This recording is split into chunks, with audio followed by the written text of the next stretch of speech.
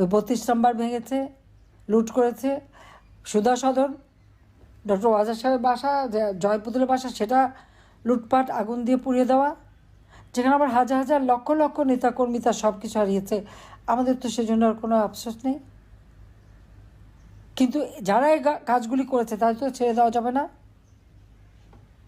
যারা ঘরে ঢুকে মাকে সম্মান করতে পারে না, বাবাকে সম্মান করতে পারে না, ছোট্ট শিশু বা নারী কাউকে সম্মান করতে পারে না, তাদের তো ক্ষমা নেই। তাদের আমরা বিচার করব, কারণ কোর্টে তুলে বিচার করে তাদের অপকর্মগুলি জাতির সামনে তুলে ধরতে হবে। সবাইকে চিনে রাখেন, হিসেব রাখেন। প্রত্যেকের বিরুদ্ধে মামলা আমাদের বিরুদ্ধে দিয়েছে। যারা অপরাধ করেছে, মানুষ হত্যা করেছে, সেই 15ই জুলাই থেকে যারা অপরাধ করেছে তাদেরকে তো ইন্ডেমনিটি দিয়েছে। ইন্ডেমনিটি দেওয়ার অর্থই তো যে এরা অপরাধী। আর মামলা দিয়েছে আওয়ামী লীগের নামে। আর কারাগারে বিনা চিকিৎসায় আমাদের একের পর এক জেল হত্যা করে যাচ্ছে ইউনূস। কাজে প্রত্যেকটা জিনিস হিসাব নেওয়া হবে। আর আজকে এভাবে বারবার আর নির্যাতিত হওয়া যাবে না।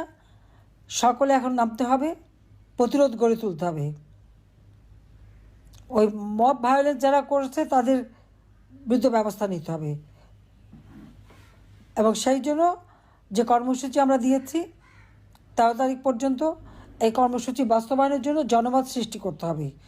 আপনাদের প্রত্যেকটা এলাকায় যত উন্নতি করেছে সেইটা তথ্যগুলি সংগ্রহ করে সেটা লিখে প্রত্যেক ঘরে ঘরে পৌঁছান, মানুষের কাছে পৌঁছানোর ব্যবস্থা করে দেন। এই জন্য যে আমরা তাদের জন্য কতটুকু কী করেছি আর এখন তারা কেমন আছে নিজেরা যাচাই করে দেখুক।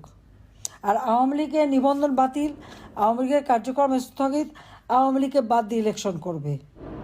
কারণ আওয়ামী লীগের অপরাধটা কী? অপরাধ একটাই, আওয়ামী লীগ এত অপপ্রচার আমাদের নামে, এত মামলা, এত কিছু করার পরেও এখনও বাংলাদেশের সাধারণ জনগণ আওয়ামী লীগকে চায়, তারা আমাকে চায়। এটাই অপরাধ হয়ে গেছে। সেই জন্য আমাদেরকে ইলেকশনই করতে দেবে না। তাহলে মানুষের ভোটের অধিকার কেড়ে নেওয়া, গণতান্ত্রিক অধিকার কেড়ে নেওয়া, মানুষের মানবিক অধিকার কেড়ে নেওয়া, এটাই তাদের চরিত্র।